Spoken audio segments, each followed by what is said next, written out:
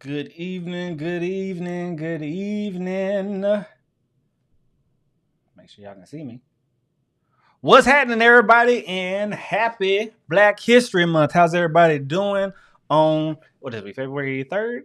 On this February 3rd, first Monday of Black History Month, fifth Monday of the year. How's everybody doing? Hope everybody is doing well, blessed, highly favored. Um, yeah, just hope we just good energy right now. Hope you guys had a good first Monday of the month. Hopefully we get into it, and if we're not, that's okay too. We're gonna readjust and we're gonna keep going. Okay. I actually saw a post earlier today that said, "May everything that didn't happen to you in January be on its way to you in February." You know what I'm saying? So I look at it as, all the stuff that maybe I didn't get kicked off, the stuff that I didn't get going in January, I'm ready to get to it in February and get rolling for the rest of the year. That's the beauty of the year. You got 12 months to get a lot of things right. You know what I'm saying? But drop in the comments, those of you on YouTube, those of you on LinkedIn, drop in the comments below. How are y'all doing? Hopefully everybody's doing good. This live is brought to you by Stress Health Co's Turn Your Stress Off mini course, the premier course to give you the mental health tools and exercises to help you to be able to continue to perform at a high level by optimizing your mental health. So it's below. You got 25% off at the link below. All you got to do, put your email and the code will be available to you. Okay. Shout out to Black Glove Apparel. I don't even know if this young lady makes t-shirts anymore, but shout out to her. We're gonna support Black businesses for sure all year, but especially in the month of February. But let's go ahead and get into our topic for today because we're talking about habits, y'all. Why are we talking about habits of high performers? Especially specifically the mental health habits of high performers. Because one, it's very easy to do some of these things that benefit our mind. Because if the mind is not there, then the body will follow. When it comes to our performance, when it comes to our personal life, if our mind is not there, if our mind is not diligent and present, then our body is only going to last for so long. So you got to make sure that you're taking care of your brain because we are what we do. So the habits that we do day in and day out, that's what's making people great. That's what make people perform at a high level. And I think oftentimes it gets popularized what the physical things do, maybe the intangible things are, but nobody really highlights the mental health habits to make sure that your brain is as sharp as it can be, to make sure you are in the best place, right? And so before we get into these habits, I want to get into some of the characteristics of some of our high performers. And when you say high performer, I want you don't strictly think about work. I want you to think about the people that are operating at the highest level in their field.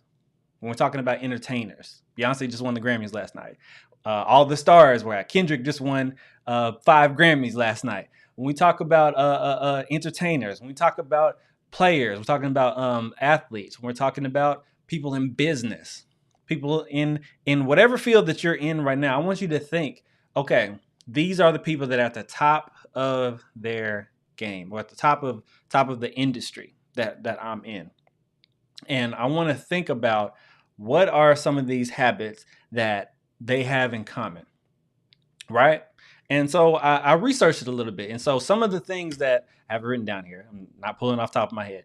Uh, some of the things that they have in common are, I just boiled it down to three. Number one, well, number three, actually. Number three, people that are high performers have a high emotional intelligence. Now, for those of you who maybe you've worked in the field a little bit, maybe you've heard this word thrown around, but you haven't really had it explained to you what really emotional intelligence comprises of. Because when we talk about really intelligence, well, like regular IQ or intelligence, um, we think about how fast they're able to calculate or do arithmetic, or how they're able to figure out and solve problems and logically and stuff like that. Like that goes into the IQ. But when we talk about EQ, we need to talk about things such as emotional regulation. We need to talk about things such as being able to understand and have empathy for somebody.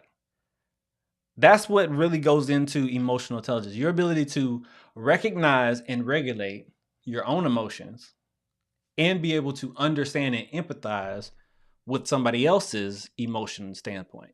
Understand how they think, understand how they process information, because typically people who are high performers, they understand who they're working with. They understand their clients. They understand their team members. They understand their manager, their boss, the owner of the company. They understand these particular things. And by understanding that, they recognize how to move. Right? Another aspect of that is really understanding how to control my own emotions. Because a lot of us go through different things. We go through different trials and tribulations at work and in our personal life, but we don't always necessarily have a routine or a way to be able to control those emotions instead of those emotions controlling us. And that's a very key pivotal thing about being a high performer, being a high performing employee or being a high performing business owner that a lot of people look over.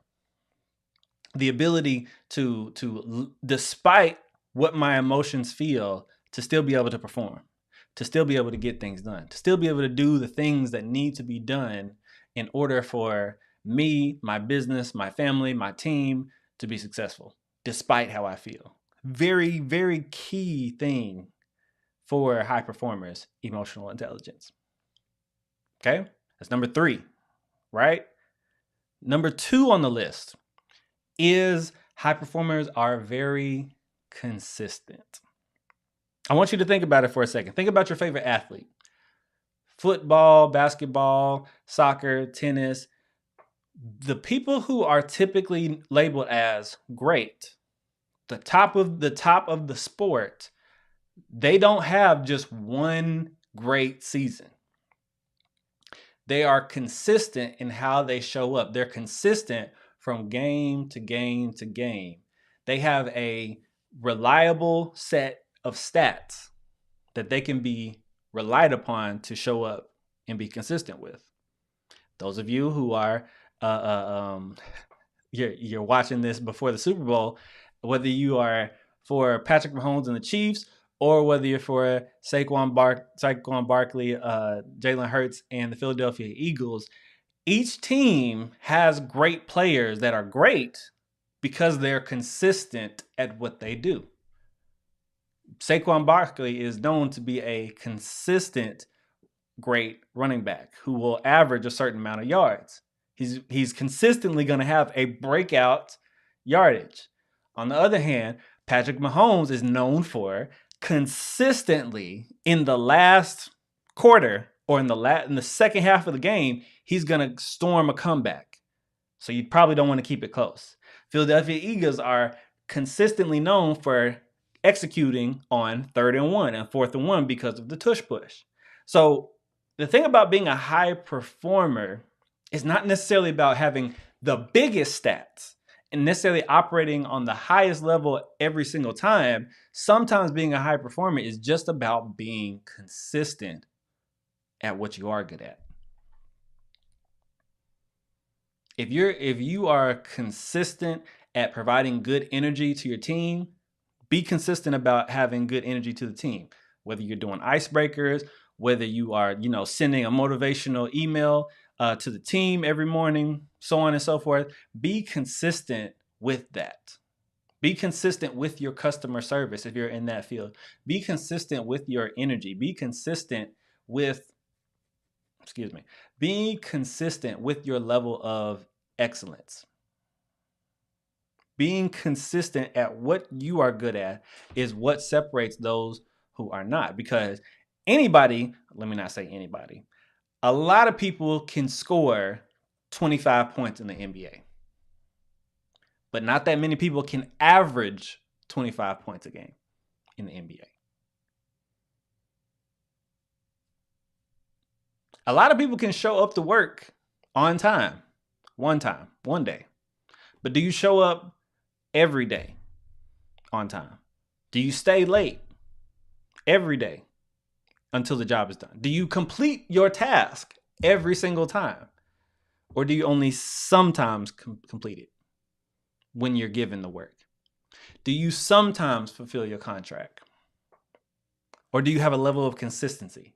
Do you provide great service every single time that somebody tasks you with a contract? Do you only give good work when the contract is high? Or when you have the little contract, you don't provide a great level of customer service. You don't provide a great level of execution. High level performers are consistent. Which brings me to my last point, the number one thing that I think mentally healthy high performers have, and that is resiliency. The thing about it is,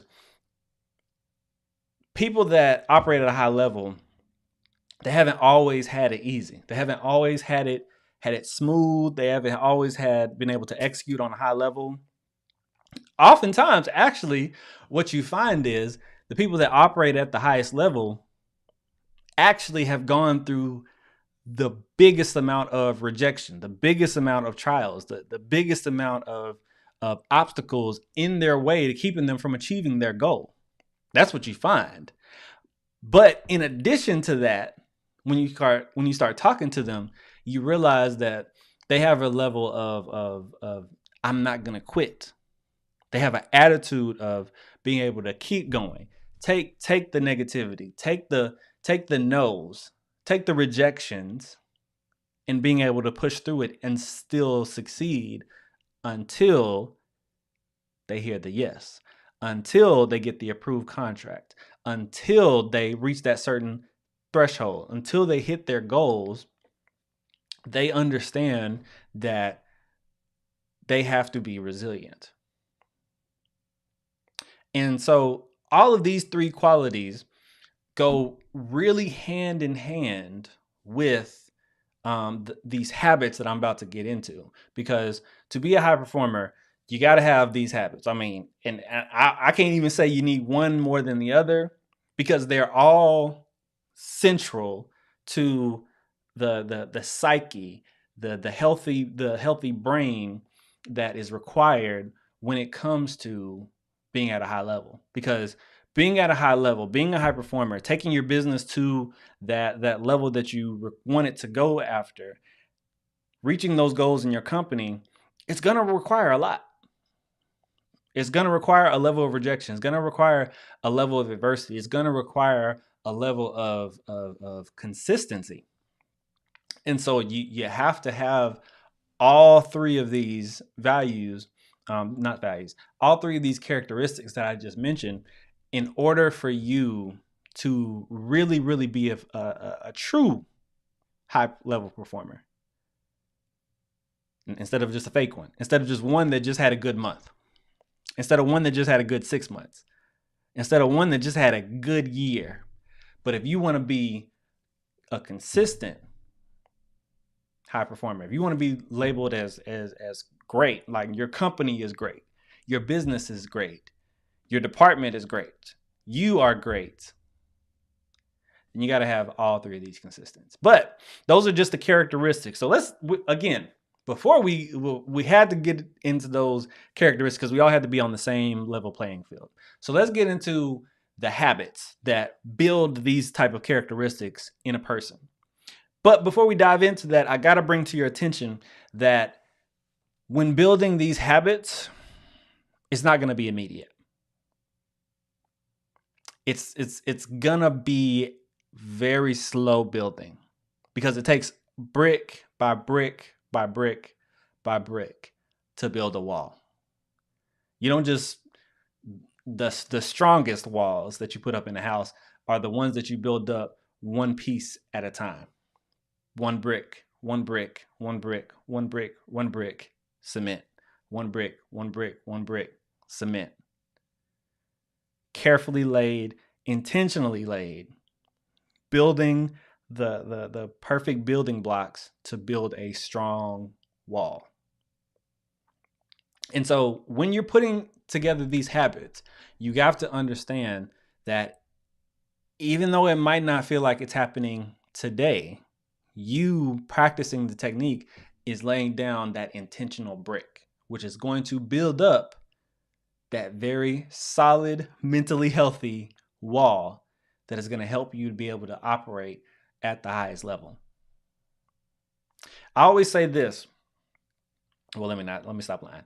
I don't always say this. I just recently started saying this. When it comes to your mental health, don't look for fast, because if it's too fast, it's going to be sloppy.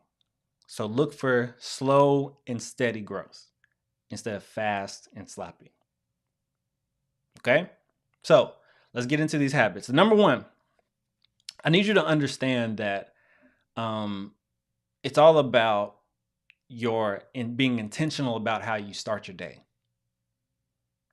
In particular, if you are somebody who has a lot on their plate, you have a lot of work to get done, you have a lot of personal stuff going on, how you start off your morning can really set the momentum for how the rest of your day is going to go.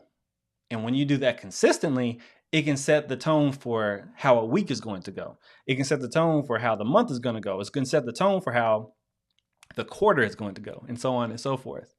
And so I need you to be intentional about how you start your day. What do I mean specifically by intentional?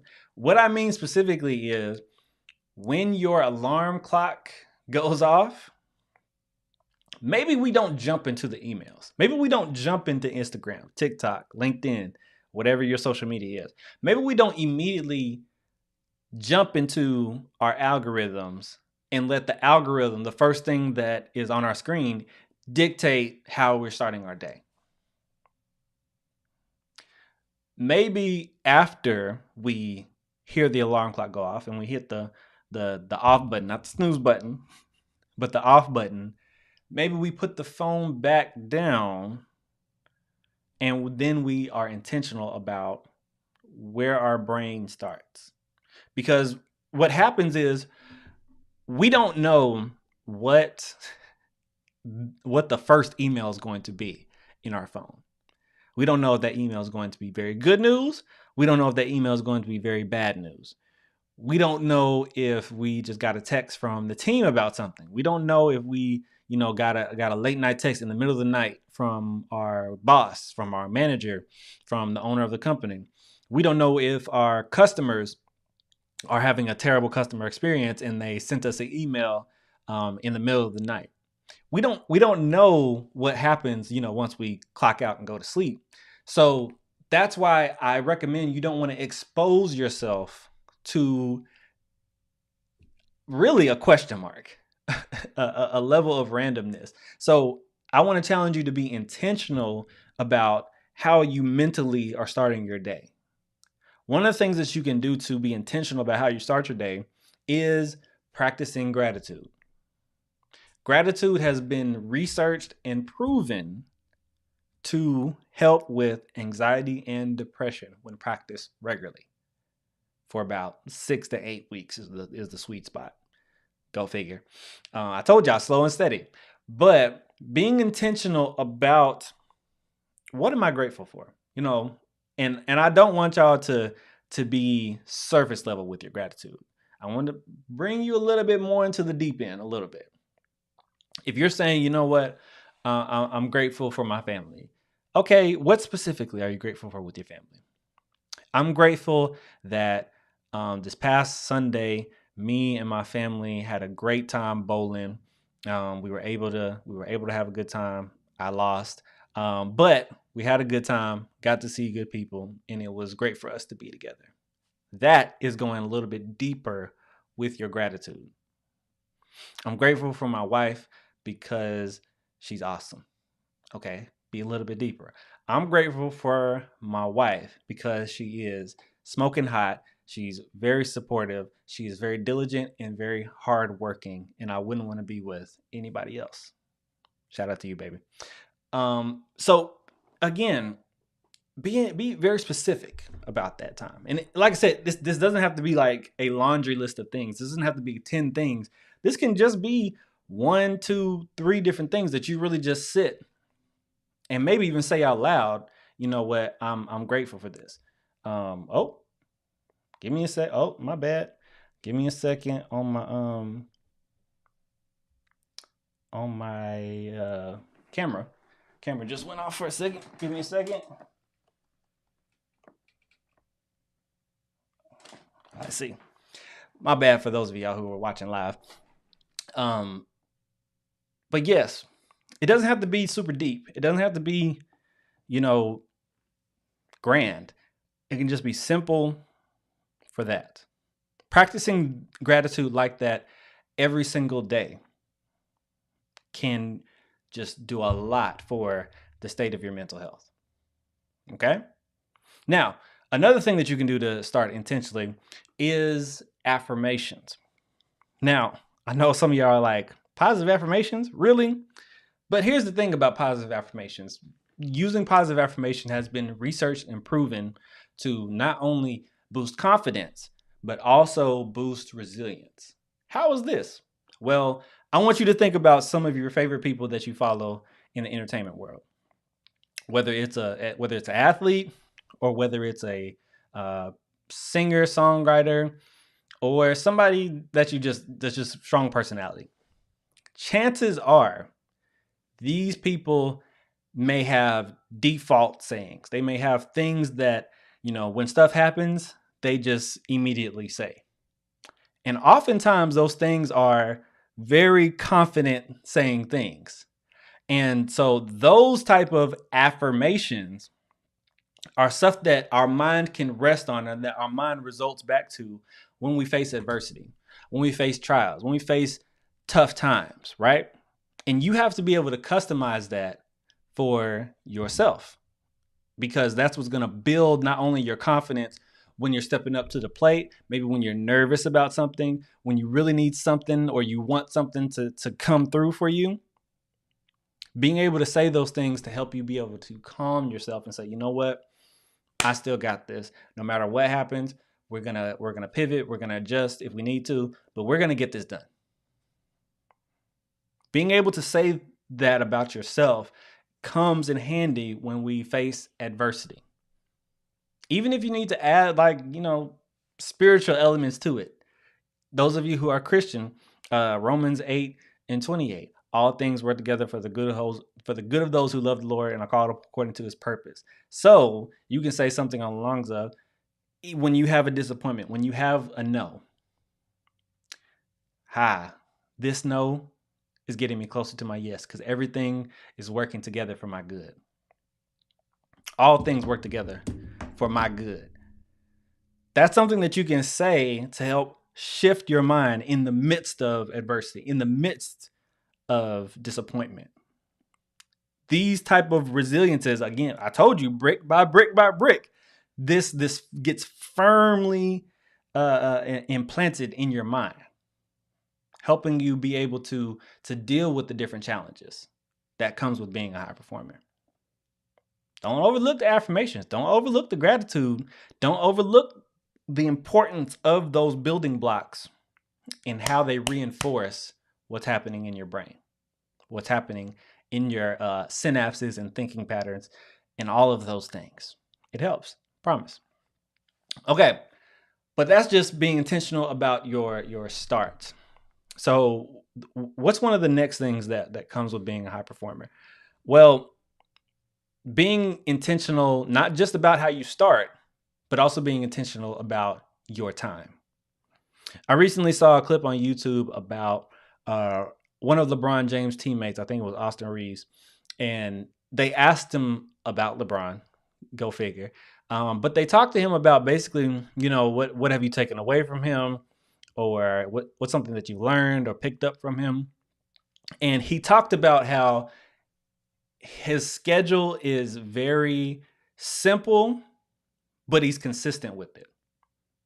He's consistent with getting up at a certain time, getting his first workout in, hitting weights, then having treatment, having recovery, going back home, getting something to eat, spending time with his family, maybe getting a nap, coming back to the game at a certain time. I mean, coming back to the arena before the game to get his treatment, maybe get another light workout in, get a warm up in, do the game, and then obviously his rest and recovery routine to get ready to do it all over again.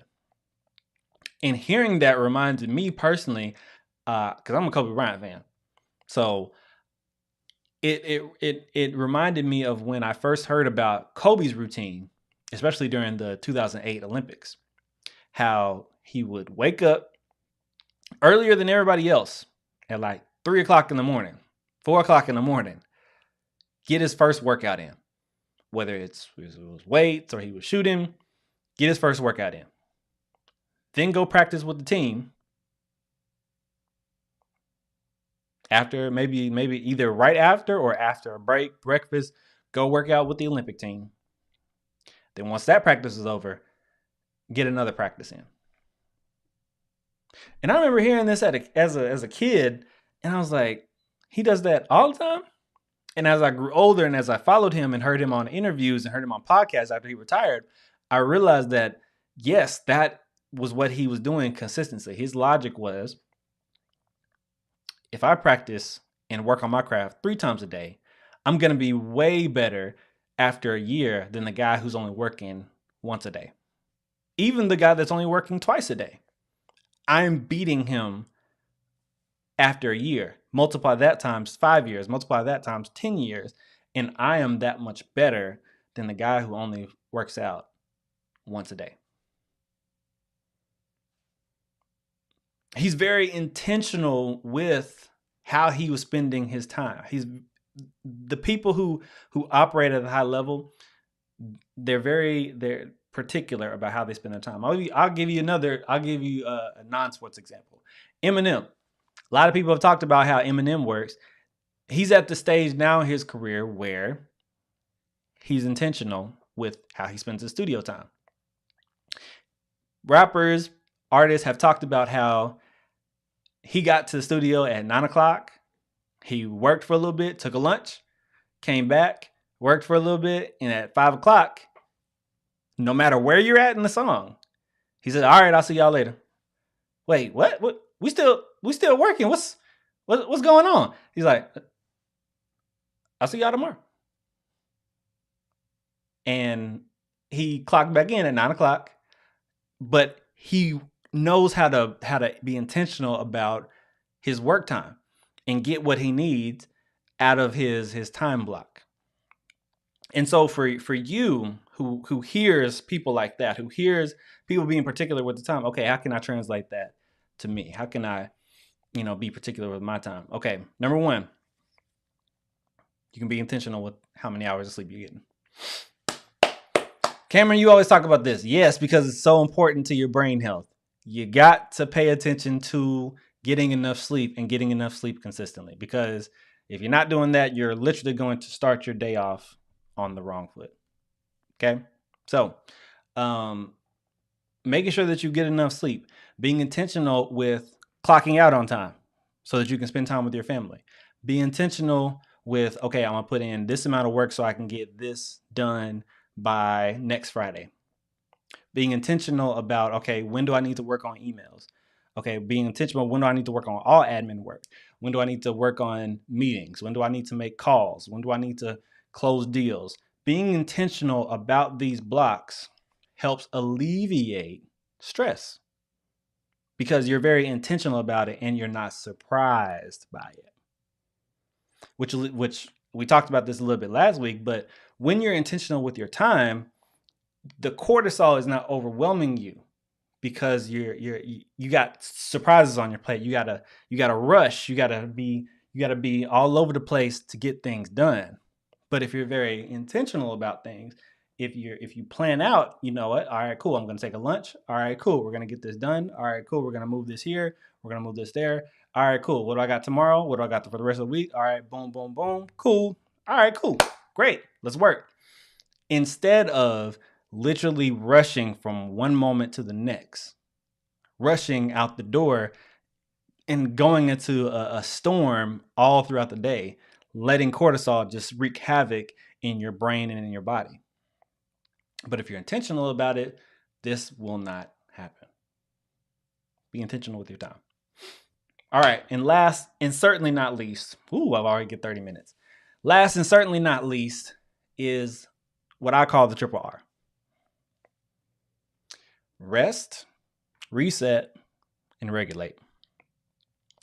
Everybody has to have, especially high performers, especially people who work extremely hard, especially people who operate at a high level, interacting with a lot of people, doing great work for their business and for their company. You have to have a way and a routine, there's another R word, a routine that allows you to be able to rest, to be able to refuel, to be able to regulate your emotions. You got to have a way to do that, especially when the going gets tough, when you have a lot on your plate, when you have a lot going on in your personal life. How do you be able to calm it down before you crash out? What is your method to be able to? Do you have breathing exercises? Do you have sensory techniques to be able to regulate yourself, to keep you from being overstimulated? Do you have a process once you get home that helps you to be able to unplug from emails, unplug from work, and be able to plug into your family? What is that regulation routine that helps you to be able to calm down? Do you have the tools for that? If you don't have the tools for that, make sure you get the course below. Turn Your Stress Off mini course, 25% off, right below. The link is right there. But you gotta have that process to help your brain, to help your body, to be able to continue to last at that level. Talked about it. Consistency. Consistency means I'm not going to burn out. Consistency means when the going gets tough, we don't break down. We create diamonds. Get what I'm saying? All right. That is it for today. I'm already 32 minutes over. So I'm going to go ahead and get to it. All right. Shout out to everybody watching this on the replay. Hit the links below to get access to the courses, get 25% off. And if you are a leader that needs your team to be able to reach optimal mental health so you can have peak performance, hit the form below so that we can schedule a call and talk about how we can bring value. All right, guys. I'll see you guys next week.